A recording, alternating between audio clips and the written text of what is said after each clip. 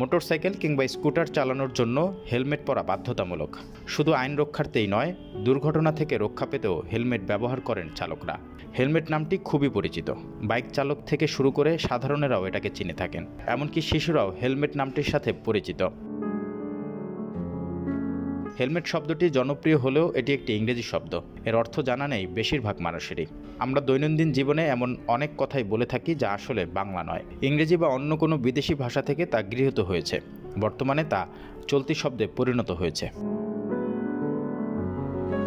সাধারণ জ্ঞান নিয়ে আমাদের সকলেরই কম বেশি কৌতূহল থাকে, কারণ অজানাকে জানবার ইচ্ছে, দেশের বা পৃথিবীর আশ্চর্য বিষয়গুলো জানতে সকলেরই ভালো লাগে। এতে জ্ঞানেরও বৃদ্ধি হয়। আমরা জানি যে কোনো চাকরির পরীক্ষা তা সরকারি হোক আর বেসরকারি, জেনারেল নলেজ হলো অত্যন্ত গুরুত্বপূর্ণ একটি বিষয়। এই প্রতিবেদনে তুলে ধরা হয়েছে তেমনই একটি প্রশ্ন, যার উত্তর অনেকের কাছেই অজানা।